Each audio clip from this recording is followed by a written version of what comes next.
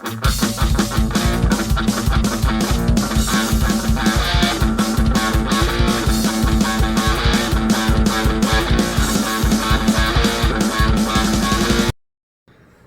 pessoal, sejam bem-vindos a mais um vídeo aqui do Super Acadêmico, continuando com nossa playlist aqui do nosso querido Jürgen Habermas, o discurso filosófico da modernidade, chegando aqui ao episódio 51.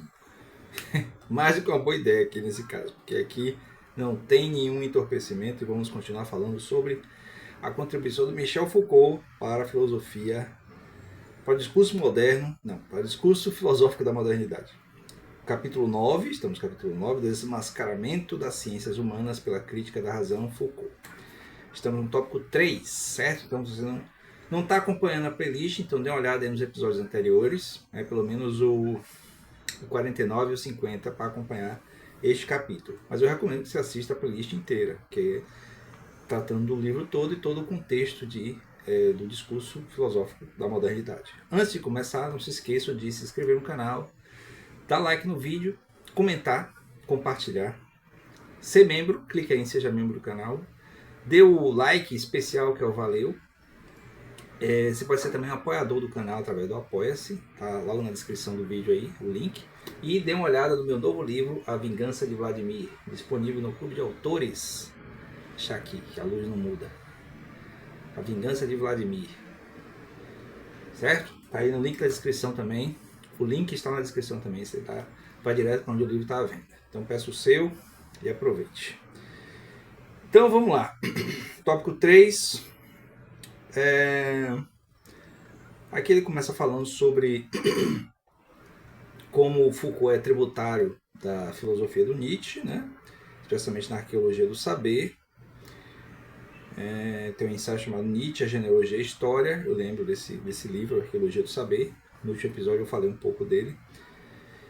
Bom, ciências humanas unicamente com os meios de análise do discurso. Então, uma das críticas relacionadas ao que é desenvolvido como ciência humana, que o Foucault faz, é o fato dessas chamadas ciências humanas, né, a maioria delas surgidas no século XIX, serem os únicos modos de análise do discurso, certo? Então, a própria filosofia, como, né, se a gente atribuir o status de ciência humana à filosofia, também é quem faz essa análise do discurso de uma época.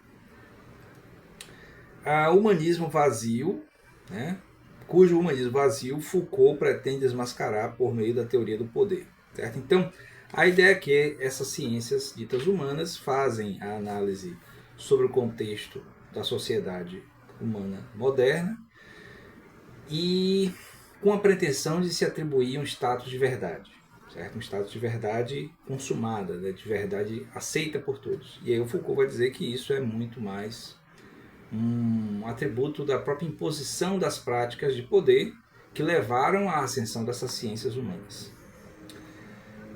O esforço hermenêutico almeja a apropriação de sentido. Pressente em cada documento uma voz silenciada que deve ser novamente desperta para a vida. Então, o que é acumulado de conhecimento sobre as ciências humanas acaba sendo apropriado por aqueles que estudam, né? por quem aprende a impor essa forma de discurso, como sendo parte da verdade do qual você faz parte. Eu já disse isso em algum outro vídeo, aí não me lembro qual, o canal já está com muitos vídeos, mas todo discurso sobre uma verdade gera, né, ou é gerado, né, dá uma simbiose aí, pelo modo de pensar de uma época, que é o que Foucault chama de episteme. E quem está dentro dessa episteme, né, desse modo de pensar de uma época, não se vê como pensando a partir daquele modo, porque já está dentro do contexto. Então, por exemplo, eu estudei comunicação, né, depois estudei filosofia, depois sociologia, depois educação, quer dizer, estudei no sentido de uma formação formal, né? Mas eu estudo várias coisas. Então, essa forma de estudar dentro de um sistema institucional já é atribuído de uma carga de verdade muito grande, que é um atributo de poder, segundo Foucault. Bom, aqui ele vai falar sobre a consciência histórica, Foucault quer, sobretudo, acabar com uma historiografia global que concebe secretamente a história como uma macrociência, porque deve existir uma multiplicidade de histórias narrativas. O historiador crítico dissolverá, em primeiro lugar, as falsas continuidades, voltando sua atenção para as rupturas, os limiares, as mudanças de rumo. Então, o Foucault, que também era historiador, certo? Ele tinha formação em filosofia, em psicologia e em história, ele vai dizer que a história como uma ciência humana, certo? Apesar da história ser bastante antiga, por causa lá do começo com o Heródoto lá na Grécia, mas essa historiografia moderna, que é a que classifica, por exemplo, os períodos históricos e atribui um valor maior à época atual, né? Tem história, né? Pré-história, história antiga, história medieval, história moderna, história contemporânea. Então, essa forma de impor uma forma de verdade, uma pretensa ciência, né? Uma historiografia global, ele vai dizer que, como uma macrociência, ele usa esse termo de macrociência, que inibe a multiplicidade de narrativas históricas, certo? E isso, assim, do ponto de vista antropológico, é fantástico que exista um pensamento desse jeito, porque valoriza os diversos tipos de maneiras de entender a sua própria história. Cada povo, cada pessoa, e valorizar com o mesmo status. Essa é a grande questão, né? Porque a historiografia oficial, digamos assim, ela é muito difícil de ser quebrada. Então, por exemplo, a gente aprende na escola, né, em história, que o Brasil teve lá a descoberta, entre aspas, por Portugal em 1500. Então, imagine se essa história fosse narrada não do ponto de vista dos portugueses que chegaram no Brasil, mas do ponto de vista dos indígenas que tiveram suas terras invadidas. Seria uma historiografia completamente diferente. A perspectiva seria diferente. Certo? Hoje se tenta fazer esse tipo de inversão através de micro-histórias e não de macro-histórias, que é fruto muito dessa crítica que Foucault faz, dentre outros pensadores, né? Mas Foucault acho que é o mais famoso. Tá, aqui, rupturas limiares e mudanças de rumo. Tá. Uma pluralidade de histórias e sistemas não simultâneas. Pluralidade de histórias de sistemas não simultâneos. Renuncia aos meios conceituais das operações sintéticas de uma consciência pressuposta, isto é, a construção de totalidades. Então ele está propondo aqui, né, com essa crítica às ciências humanas, especialmente a história, aqui nesse item, esse tópico, que as construções de totalidades sejam deixadas de lado, ou pelo menos sejam amplamente questionadas e atacadas e colocadas em dúvida por uma pluralidade de histórias, pluralidade de sistemas diferentes. Aqui eu tiquei, né, eu marquei crítica nietzschiana do historicismo. Eu, como não sou muito um leitor de Nietzsche, né, li pouca coisa dele e honestamente entendi muito pouco também, eu não sei se o Nietzsche chegou a fazer uma crítica sistemática do historicismo.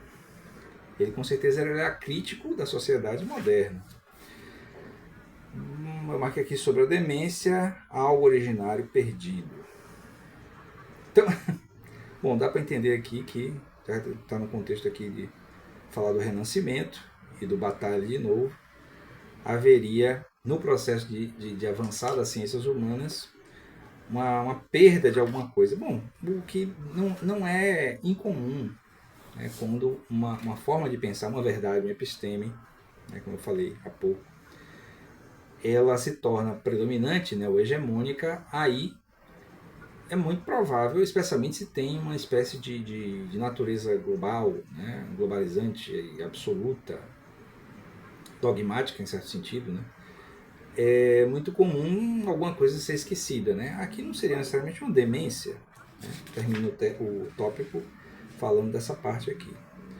A história congela-se sob o olhar estoico dos arqueólogos em um iceberg revestido de formas cristalinas próprias das formações discursivas arbitrárias. Bom, eu estava lendo alguma coisa sobre isso em alguma outra coisa. Eu acho que é no livro do professor Valdomiro Silva Filho. Valdomiro José Silva Filho. Procurando Razões. Então, muitas vezes, é isso mesmo, foi no livro dele. O livro Procurando Razões. E aí ele fala, né, muito parecido com isso que o Foucault via Habermas, né, ou Habermas via Foucault, está chamando a atenção que quando se tem uma forma de conhecimento que se torna dogmático, né, que se torna hegemônico, não necessariamente dogmático, mas hegemônico o suficiente para ser dogmatizado por alguns, para ser quebrado é muito difícil, porque fica uma espécie de barreira, né, quase que mística, para poder se atribuir valores diferentes e ter olhares diferentes. Bom, ainda bem que a história, de maneira geral, está tendo cada vez mais olhares diferentes e variados, né? As micro-histórias, aqui no Brasil, por exemplo, tem sido muito rico essa historiografia que procura o regional, o micro, né? A coisa do bairro, aquele bairro ali tem uma história tal, em vez de ser o Brasil, né? Então, isso aí é bem interessante, e do ponto de vista diferente, né? Do ponto de vista do escravizado, do ponto de vista do indígena. Então é isso. Vamos ficando por aqui. Não esqueça de se inscrever no canal, dar like no vídeo, comentar e compartilhar. Ser membro do canal, seja membro, certo? Para ter acesso a conteúdos exclusivos. Dê o like especial que valeu. Se torne um apoiador do canal. Clique aí em apoia-se, né? Na descrição do vídeo e apoie o canal. E não deixe de dar uma olhada aí no link da descrição que vai direto para onde o meu novo livro, A Vingança de Vladimir, está disponível no Clube de Autores. Vá lá, dê uma olhada no comecinho da história e peça o seu, certo? Até o próximo vídeo, valeu!